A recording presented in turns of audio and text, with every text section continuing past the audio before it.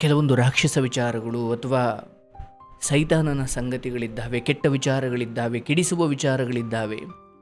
ಯಾರು ಜುಟ್ಟಿಡ್ಕೊಂಡೋಗಿ ಎಳ್ಕೊಂಡು ಹೋಗಲ್ಲಿ ಕೂರಿಸೋದು ಬೇಡ, ತಾನಾಗಿ ಹೋಗುತ್ತೀವಿ ಕೆಡುವ ವಿಚಾರಗಳಿಗೆ. ಆದರೆ ನಮ್ಮನ್ನು ಉದ್ಧಾರ ಮಾಡಿಕೊಳ್ಳುವ ಕೆಲವು ಸಂಗತಿಗಳಿದ್ದಾವಲ್ಲ, ಅದರ ಹತ್ರನೂ ಹೋಗುವುದಿಲ್ಲ, ಜುಟ್ಟಿಡ್ಕೊಂಡು ಎಳ್ಕೊಂಡು ಹೋದ್ರೂ ಬರುವುದಿಲ್ಲ. ಹಾಗಾಗಿ ನನಗೆ ಯಾವಾಗಲೂ ಅನಿಸೋದು, ನಿಮಗೆ ನಿಜವಾಗಲೂ ಭಾವಗೀತೆ ಕೇಳಬೇಕು ಅಂತ ಅನಿಸೋದಿದೆಯಲ್ಲ, ಅಥವಾ ದೇವರ ಗೀತೆಗಳನ್ನು ಕೇಳಬೇಕು ಅಂತ ಅನಿಸೋದಿದೆಯಲ್ಲ, ಅಥವಾ ತತ್ವ ಪದಗಳನ್ನು ಕೇಳಬೇಕು ಅಂತ ಅನಿಸೋದಿದೆಯಲ್ಲ, ಸುಮ್ಮನೆ ಅನಿಸೋದಿಲ್ಲ.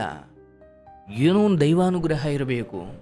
ಯಾಕಂದರೆ ನಮ್ಮಲ್ಲಿ ಒಳ್ಳೆಯ ಸಾಹಿತ್ಯವೂ ಇದೆ, ನಿಮ್ಮನ್ನು ಉದ್ಧಾರ ಮಾಡುವ ಸಾಹಿತ್ಯವೂ ಇದೆ, ಉದ್ಧಾರ ಮಾಡುವ ಹಾಡುಗಳು ಇದ್ದಾವೆ, ನಿಮ್ಮನ್ನು ಸರಿದಾರಿಗೆ ತರುವ ಹಾಡುಗಳು ಇದ್ದಾವೆ, ನಿಮ್ಮನ್ನು ಹಾಳು ಮಾಡಿ ಕೆಡಿಸಿ ನಿಮ್ಮ ಮನೆಯ ಮನಸ್ಸು ಎಲ್ಲವನ್ನ ಗುಡಿಸಿ ಗುಂಡಾಂತರ ಮಾಡುವ ಕೆಟ್ಟ ಕೆಟ್ಟ ವಿಚಾರಗಳೂ ಇದ್ದಾವೆ. ಇದು ಎಲ್ಲವನ್ನು ಒಳಗೊಂಡ ಸಮಾಜ.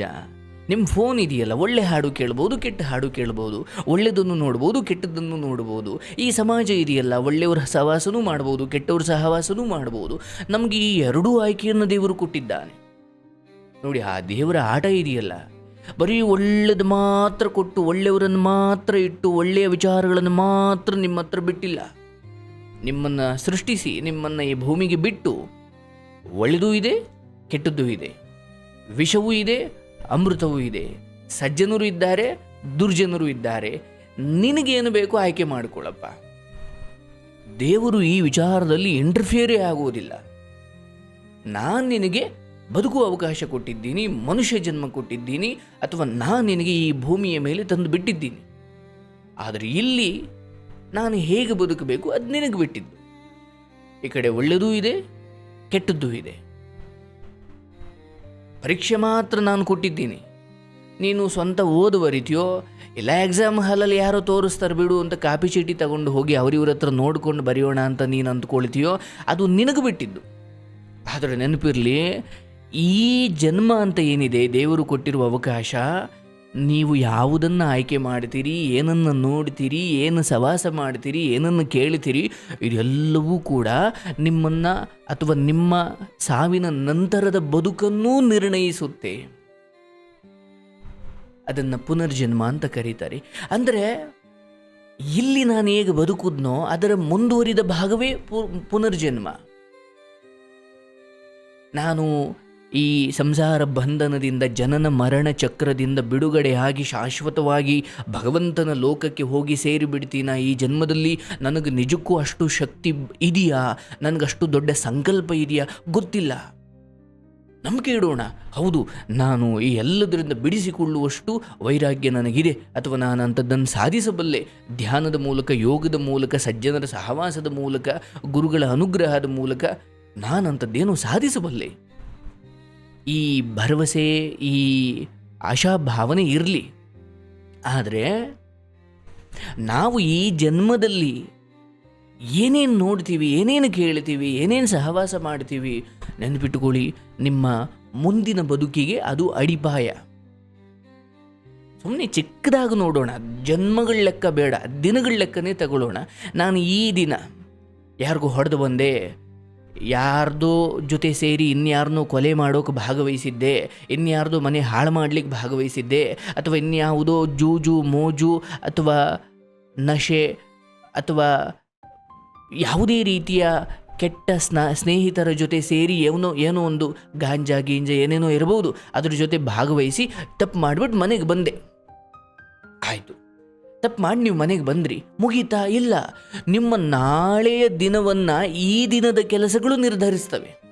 ನಾಳೆ ಪೊಲೀಸ್ನವ್ರು ನಿಮ್ಮನ್ನು ಹುಡುಕಾಡ್ತಾರೆ, ನಾಳೆ ನೊಂದಿರೋರು ಅಥವಾ ಯಾರು ಅನ್ಯಾಯಕ್ಕೊಳಗಾದರೂ ಅವ್ರ ಕಡೆಯವರು ನಿಮ್ಮನ್ನು ಹೊಡೆಯೋಕೋ ಬಡಿಯೋಕೋ ಅಥವಾ ನಿಮ್ಮನ್ನು ಹಿಡ್ಕೊಡೋಕೋ ಏನೋ ಕಾರಣಕ್ಕೆ ನಿಮ್ಮನ್ನು ಹುಡುಕ್ತಾರೆ, ನಿಮ್ಮ ಮನೆ ಹತ್ರ ಹುಡುಕೊಂಡು ಬರ್ತಾರೆ, ನಿಮಗೆ ಕಾಯ್ತಾ ಇದ್ದಾರೆ, ನಿಮ್ಮನ್ನು ಹುಡುಕ್ತಾ ಇದ್ದಾರೆ. ಈ ದಿನದ ನನ್ನ ಈ ಮಟ್ಟಿನ ಆತಂಕ ನನ್ನ ನಿನ್ನೆಯ ಕೆಲಸಗಳಿಂದಲೇ ಆಗಿದ್ದಲ್ಲ. ಅಂದರೆ ಈ ದಿನ ನಾನು ಏನು ನಡ್ಕೊಳ್ತೀನೋ, ಈ ದಿನ ನಾನು ಏನು ಬದುಕ್ತೀನೋ ಅದು ನನ್ನ ನಾಳೆಯನ್ನು ನಿರ್ಧರಿಸುತ್ತೆ ಅನ್ನೋದಾದರೆ, ಈ ಜನ್ಮದಲ್ಲಿ ನಾನು ಹೇಗೆ ಬದುಕ್ತೀನಿ ಅದು ನನ್ನ ಮುಂದಿನ ಜನ್ಮವನ್ನು ನಿರ್ಧರಿಸುತ್ತೆ. ಸಿಂಪಲ್. ಹಾಗಾಗಿ ನನ್ನ ನಂಬಿಕೆ ಏನಂದರೆ, ಇನ್ನೊಂದು ಜನ್ಮ ಇದೆಯೋ ಬೇಡವಾ ಆ ಚರ್ಚೆಯನ್ನು ಇನ್ನೊಂದು ದಿವಸ ಮಾಡೋಣ. ಆದರೆ ಒಳ್ಳೆಯದಕ್ಕೆ ಒಳ್ಳೆಯದು ಖಂಡಿತ ಇದೆ. ಕೆಟ್ಟದ್ದಕ್ಕೆ ಕೆಟ್ಟದ್ದು ಹೇಗಾಗುತ್ತೋ ಒಳ್ಳೆಯದಕ್ಕೆ ಒಳ್ಳೆಯದು ಹಾಗೇ ಆಗುತ್ತೆ. ಅದರ ಮೇಲೆ ನಂಬಿಕೆ ಕಳ್ಕೊಳ್ಬೇಡಿ. ಒಳ್ಳೆಯದಕ್ಕೆ ಕಾಲ ಇಲ್ಲ, ಒಳ್ಳೇದಾಗಲ್ಲ ಬಿಡಿ, ಒಳ್ಳೇದು ಏನು ಮಾಡಿದ್ರು ಒಳ್ಳೆಯವರಿಗೆ ಕಾಲ ಇಲ್ಲ ಸ್ವಾಮಿ, ಧರ್ಮಕ್ಕೆ ಕಾಲ ಅಲ್ಲ ಇದು, ಆ ಧರ್ಮಕ್ಕೆ ಕಾಲ ಅಂತ ಅಂದುಕೊಳ್ಳೋಕೆ ಹೋಗಬೇಡಿ. ಒಳ್ಳೆಯದಕ್ಕೆ ಒಳ್ಳೇದು ಇದ್ದೇ ಇದೆ. ನಮಗೆ ತಕ್ಷಣ ಪ್ರತಿಫಲ ಸಿಗದೇ ಇರುವುದರಿಂದ ನಮ್ಗೆ ಹಾಗೆ ಅನ್ನಿಸ್ತಾ ಇರ್ಬೋದು.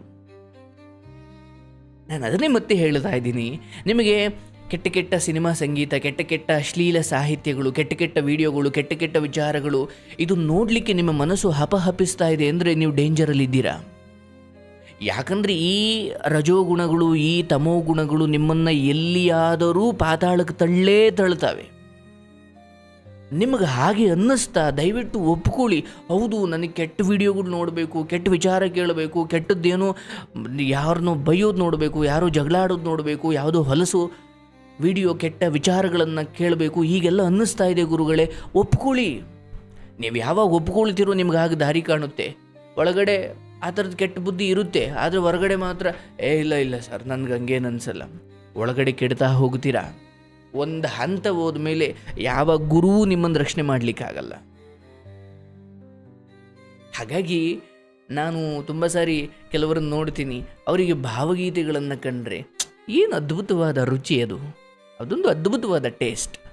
ಭಾವಗೀತೆಗಳನ್ನು ಕೇಳೋದಾಗಿರ್ಬೋದು, ತತ್ವಪದಗಳನ್ನು ಕೇಳೋದಾಗಿರ್ಬೋದು, ಅಥವಾ ಕಾದಂಬರಿಗಳನ್ನು, ಪುಸ್ತಕಗಳನ್ನು ಓದುವುದಾಗಿರ್ಬೋದು, ಅಥವಾ ಹಿರಿಯರ ಜೊತೆ ಕೂತು ಅವರ ಅನುಭವಗಳನ್ನು ಕೇಳುವುದಾಗಿರ್ಬೋದು, ಅಥವಾ ಒಂಟಿಯಾಗಿ ಕುಳಿತು ಒಂದು ಹಾಡು ಕೇಳೋದಾಗಿರ್ಬೋದು, ಎಲ್ಲರ ಮಾತುಗಳನ್ನು ಕೇಳಿಸಿಕೊಳ್ಳುವ ಸಮಾಧಾನ ತೋರೋದಾಗಿರ್ಬೋದು, ಎಲ್ಲರೂ ಊಟ ಮಾಡಿ ಆದಮೇಲೆ ನಾನು ಊಟ ಮಾಡ್ತೀನಿ ಅಂತ ಎಲ್ಲರಿಗೂ ಊಟ ಬಡಿಸೋದಾಗಿರ್ಬೋದು. ಈ ಒಂದಷ್ಟು ಗುಣಗಳಿದ್ದಾವಲ್ಲ, ಇವು ಸುಮ್ಮನೆ ಬರಲ್ಲ, ಎಲ್ರಿಗೂ ಬರಲ್ಲ. ನಿಮ್ಗೆ ಒಂದು ವೇಳೆ ಆ ಗುಣ ಇದೆ, ಎಲ್ಲಿ ಹೋದರೂ ಅಪ್ಪ ಅಮ್ಮನಿಗೆ ಫೋನ್ ಮಾಡಿ ಹೇಳ್ತೀವಿ, ಅಮ್ಮ ಹಿಂಗೆ ಬಂದಿದ್ದೀನಮ್ಮ, ಅಪ್ಪ ಹಿಂಗೆ ಬಂದಿದ್ದೀನಪ್ಪ. ಅಥವಾ ಏನೋ ಹೊರಗಡೆ ಹೋದಾಗ ಅಯ್ಯೋ ನಮ್ಮ ಮನೆಯವರಿಗೆಲ್ಲ ಒಂಚೂರು ಏನೋ ತಿನ್ನೋಕೆ ತಗೊಂಡು ಹೋಗೋಣ, ಅಥವಾ ಎಲ್ಲ ಸೇರಿ ಒಂದೊಳ್ಳೆ ಸಿನಿಮಾಗೆ ಹೋಗೋಣ, ಅಥವಾ ಎಲ್ಲ ಸೇರಿ ಒಂದೊಳ್ಳೆ ನಾಟಕಕ್ಕೆ ಹೋಗೋಣ, ಎಲ್ಲ ಸೇರಿ ಒಂದೊಳ್ಳೆ ದೇವಸ್ಥಾನಗಳಿಗೆ ಹೋಗೋಣ, ಅಥವಾ ಭಾವಗೀತೆ ಕೇಳೋದು, ಭಕ್ತಿಗೀತೆ ಕೇಳೋದು. ಅಂದರೆ ಈ ಒಂದಷ್ಟು ಗುಣಗಳಿದ್ದಾವೆ, ಅವುಗಳು ನಿಮ್ಮ ಮನೆಯ ಮಕ್ಕಳುಗಳಿಗಿದೆ ಅನ್ನೋದಾದರೆ ನೀವು ಪುಣ್ಯವಂತರು ಅಂತ ಮಕ್ಕಳನ್ನು ಪಡೆಯೋದು. ಅಪ್ಪ ಅಮ್ಮನಿಗೆ ಹೇಳದೆ ಎಲ್ಲಿ ಬೇಕಲ್ಲಿ ಹೋಗೋದು, ಫ್ರೆಂಡ್ಸ್ ಜೊತೆ ಎಲ್ಲಿ ಬೇಕಲ್ಲಿ ಹೋಗೋದು, ಅಪ್ಪ ಅಮ್ಮನ ಕಣ್ಣು ತಪ್ಪಿಸಿ. ಎಷ್ಟೋ ಸಾರಿ ನೋಡ್ತೀನಿ ಕಾಲೇಜ್ ಹುಡುಗರು ಅಪ್ಪ ಅಮ್ಮನಿಂದ ಪ್ರತಿಶತ 70% ಅವರ ಜೀವನವನ್ನು ಮುಚ್ಚಿಟ್ಬಿಟ್ಟಿರ್ತಾರೆ. ಒಂದು ವೇಳೆ ನಿಮ್ಮ ಮನೆಯ ಮಗು ನಿಮ್ಮ ಬಳಿ ಯಾವುದನ್ನೂ ಮುಚ್ಚಿಡದೆ ಎಲ್ಲವನ್ನೂ ಬಂದು ಹೇಳ್ತಾ ಇದೆ ಅಂದರೆ ದಯವಿಟ್ಟು ಅರ್ಥ ಮಾಡ್ಕೊಳ್ಳಿ, ಆ ಮಗು ಬಂಗಾರ. Whether it is good or bad, ಒಳ್ಳೇದಿರ್ಬೋದು ಕೆಟ್ಟದ್ದಿರ್ಬೋದು, ಏನೇ ಇರ್ಬೋದು, ಮುಚ್ಚಿಡದೆ ನಿಮ್ಮ ಹತ್ರ ಹೇಳ್ತಾ ಇದ್ದಾರೆ ಅಂದರೆ ನೀವು ಅರ್ಥ ಮಾಡ್ಕೊಳ್ಳಿ, ಅಂಥ ಮಕ್ಕಳು ಸಿಗೋದಿಲ್ಲ. ಆದರೆ ಇವತ್ತಿಗೆ ನಾನು ಎಷ್ಟು ಕಥೆಗಳನ್ನು ಕೇಳ್ತೀನಿ ಅಂದರೆ, ಆ ಮಕ್ಕಳು ಒಂದು ಹಂತ ಹೋಗಿ ಎಡವಟ್ಟಾಗಿ ಬ್ಲ್ಯಾಕ್ ಮೇಲ್ಗೊಳಗಾಗಿ, ಅನ್ಯಾಯಕ್ಕೊಳಗಾಗಿ, ಮೋಸ ಹೋಗಿ ಆಮೇಲೆ ಆಶ್ರಮಕ್ಕೆ ಬರ್ತಾರೆ. ಅಯ್ಯೋ ನಮ್ಮ ಅಪ್ಪ ಅಮ್ಮನಿಗೆ ಹೇಳಿದೆ, ನಾನು ಇಷ್ಟೆಲ್ಲ ಬೆಟ್ಟಿಂಗ್ ಆಡಿದೆ, ಹುಡುಗಿರ ಜೊತೆ ಹೋದೆ, ಶೋಕಿ ಮಾಡಿದೆ, ಇದೆಲ್ಲ ಮಾಡಿದೆ, ಈಗ ನನಗೆ ಅರ್ಥವಾಗ್ತಾ ಇದೆ, ನಾನು ಮುಳುಗಿ ಹೋಗ್ತಾ ಇದ್ದೀನಿ. ಈಗ ಯಾವುದೋ ವಿಡಿಯೋ ಇಟ್ಕೊಂಡು, ಯಾವುದೋ ಆಡಿಯೋ ಇಟ್ಕೊಂಡು, ಏನೋ ಒಂದು ವಿಚಾರ ಇಟ್ಕೊಂಡು ನನ್ನನ್ನು ಬ್ಲ್ಯಾಕ್ ಮೇಲ್ ಮಾಡ್ತಿದ್ದಾಳೆ ಅಥವಾ ಬ್ಲ್ಯಾಕ್ ಮೇಲ್ ಮಾಡ್ತಿದ್ದಾನೆ. ಇಂಥದ್ದೇನೋ ಸ್ಥಿತಿಗೆ ತಲುಪಿ ಆದಮೇಲೆ ಅಯ್ಯೋ ನಾನು ಎಂಥ ಕೆಲಸ ಮಾಡಿಕೊಂಡೆ ಅಂತ ಅನಿಸುತ್ತೆ. ಅಷ್ಟೊತ್ತಿ ಕಾಲ ಮೀರು ಹೋಗ್ಬಿಟ್ಟಿರುತ್ತೆ.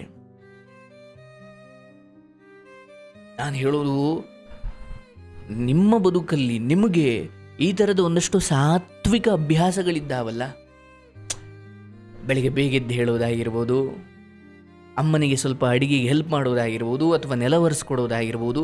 ಹೊರಗಡೆ ನಾವು ಇಂಜಿನಿಯರ್ ಇದ್ದೀವ, ಡಾಕ್ಟ್ರ್ ಇದ್ದೀವ, ನಾವು ಗುರುಗಳಿದ್ದೀವ, ನಾವು ಸಿನಿಮಾ ನಟ ಇದ್ದೀವ, ಇನ್ನೇನೋ ಏನಾದರೂ ಹೊರಗಡೆ ಇರಲಿ, ಮನೆ ಒಳಗಡೆ ನನ್ನ ತಾಯಿಗೆ, ನನ್ನ ಹೆಂಡತಿಗೆ, ನನ್ನ ಮಕ್ಕಳಿಗೆ, ನನ್ನ ಅಪ್ಪನಿಗೆ, ನನ್ನ ಕುಟುಂಬಕ್ಕೆ ನಾನು ಉಪಕಾರ ಮಾಡಬೇಕು, ಸೇವೆ ಮಾಡಬೇಕು, ಅವರಿಗೆ ಜೊತೆಯಾಗಿ ನಿಲ್ಲಬೇಕು. ಈ ಬುದ್ಧಿ ಬಂದರೆ ನಿಜವಾಗಲೂ ದೇವರು ನಿಮ್ಮನ್ನು ಮೆಚ್ಚುತ್ತಾನೆ. ಹಾಗಾಗಿ ನಾನು ಹೇಳೋದೇನೆಂದರೆ, ಹೆಚ್ಚು ನಿಮ್ಮವರಿಂದ, ಗಂಡನಿಂದ ಹೆಂಡತಿ, ಹೆಂಡತಿಯಿಂದ ಗಂಡ, ಅಥವಾ ಅಪ್ಪ ಅಮ್ಮ ಮಕ್ಕಳಿಂದ ಯಾವುದನ್ನು ಮುಚ್ಚಿಡಬೇಡಿ. ಪಾರದರ್ಶಕವಾಗಿರಿ. ಅದರಲ್ಲೂ ಮಕ್ಕಳು ಏನೇ ಇದ್ದರೂ ತಂದೆ ತಾಯಿಗಳ ಜೊತೆ ಹಂಚ್ಕೊಳ್ಳಿ. ಹೆಂಗಾಯಿತು, ಹೆಂಗಿದೆ, ಏನಾಗ್ಬಿಡುತ್ತೆ ಅವರಿಗೆ ನೀವು ತಪ್ಪು ಮಾಡಿದಿರೋ ಸರಿ ಮಾಡಿದಿರೋ ಅವ್ರಿಗೆ ಗೊತ್ತಾದರೆ ಅವರೇನೋ ಒಂದು ಮಾಡ್ತಾರೆ. ಇದು ಹಿಂಗಲ್ಲಪ್ಪ, ಹಿಂಗೆ ಇದು ಈ ಕಣೆಯ ಹೀಗೆ ಅಂತ ಅವ್ರು ಹೇಳ್ತಾರೆ. ನೀವು ಮಾಡೋದೇನೋ ಅವ್ರಿಗೆ ಗೊತ್ತೇ ಇಲ್ಲ ಅಂದರೆ ಅವ್ರು ಏನು ಮಾಡಬಲ್ಲರು? ಹಾಗಾಗಿ ನಮ್ಮ ಬದುಕಲ್ಲಿ ಈ ಥರದ ಪ್ರವಚನಗಳಲ್ಲಿ ಭಾಗವಹಿಸೋದು, ಒಳ್ಳೆ ಗುರುಗಳು ಸಿಕ್ಕಾಗ ಅವರ ಬಳಿ ಕೂತು ನಿಮ್ಮಲ್ಲಿರುವ ಒಂದಷ್ಟು ಗೊಂದಲಗಳನ್ನು ಪರಿಹಾರ ಮಾಡಿಕೊಳ್ಳೋದು, ಇವೆಲ್ಲ ನಿಮ್ಮ ಬದುಕಿನ ದಿನಚರಿಯಲ್ಲಿದ್ದರೆ ನಾನು ನಿಮಗೋಸ್ಕರ ಕ್ಲ್ಯಾಪ್ ಮಾಡ್ತೀನಿ. ಬಿಕಾಸ್ ಒಳ್ಳೆಯ ಹವ್ಯಾಸಗಳು, ಒಳ್ಳೆಯ ಅಭ್ಯಾಸಗಳು, ಒಳ್ಳೆಯ ನಿಮ್ಮ ಅಭಿರುಚಿಗಳು ನಿಮ್ಮ ಜೀವನವನ್ನು ಶ್ರೇಷ್ಠವಾಗಿ ಬದುಕೋ ಹಾಗೆ ನಿಮಗೆ ಪ್ರೇರೇಪಣೆ ಮಾಡ್ತವೆ. ಒಳ್ಳೆ ದಿನಚರಿನೇ ಇಲ್ಲ, 5:30 ಎದ್ದು ಹೇಳಲ್ಲ, ಸ್ವಲ್ಪ ಧ್ಯಾನ ಮಾಡಲ್ಲ, ಫಿಟ್ನೆಸ್ಗೋಸ್ಕರ ಒಂಚೂರು ವ್ಯಾಯಾಮ ಮಾಡಲ್ಲ, ಯೋಗ ಮಾಡಲ್ಲ, ಅಥವಾ ಜಿಮ್ಗೆ ಹೋಗಲ್ಲ, ವಾಕಿಂಗ್ ಮಾಡಲ್ಲ, ಒಳ್ಳೆ ಊಟ ತಿನ್ನಲ್ಲ, ಯಾವಾಗಲೂ ಎದ್ದು ಹೇಳೋದು, ಯಾವಾಗಲೂ ಸ್ನಾನ ಮಾಡ್ಕೊಳ್ಳೋದು, ಯಾವಾಗಲೂ ಕೆಲ್ಸಕ್ಕೆ ಹೋಗೋದು, ಹೀಗಿದ್ದರೆ ಅರ್ಥ ಮಾಡ್ಕೊಳ್ಳಿ, ಮೈ ತುಂಬ ರೋಗಗಳು, ಜೀವನ ತುಂಬ ದುಃಖವೇ ತುಂಬಿ ಹೋಗ್ಬಿಡುತ್ತೆ. ಇವೆಲ್ಲ ಮಾಡಿದ್ರೆ ನೀವು ತುಂಬ ವರ್ಷ ಬದುಕ್ತೀರಾ ಅಂತ ನಾನು ಹೇಳ್ತಾ ಇಲ್ಲ. ಬದುಕಿದ್ದಷ್ಟು ಸಮಯ ಯೋಗ್ಯವಾದ ಜೀವನ ಮಾಡ್ತೀರಾ, ಆರೋಗ್ಯವಂತ ಜೀವನ ಮಾಡ್ತೀರಾ, ಬಹಳ ತೂಕವಾದ ಬದುಕನ್ನು ಬದುಕ್ತೀರಾ. ಹಾಗಾಗಿ ದಯವಿಟ್ಟು ಒಂದು ನಿಮ್ಮ ಬದುಕಿಗೆ ವ್ಯಾಲ್ಯೂ ಆ್ಯಡ್ ಮಾಡಿಕೊಳ್ಳೋ ಜವಾಬ್ದಾರಿ ನಿಮ್ಮದೇ ಆಗಿದೆ. ಅದನ್ನು ಯಾರೂ ಬಂದು ಮಾಡೋದಿಲ್ಲ. ಹಿಂಗೆ ಮಾಡಪ್ಪ ಯಾರೂ ಬರಲ್ಲ. ಎಲ್ಲರಿಗೂ ಅವ್ರವ್ರ ಜೀವನ ಸಾಕಾಗೋಗಿದೆ.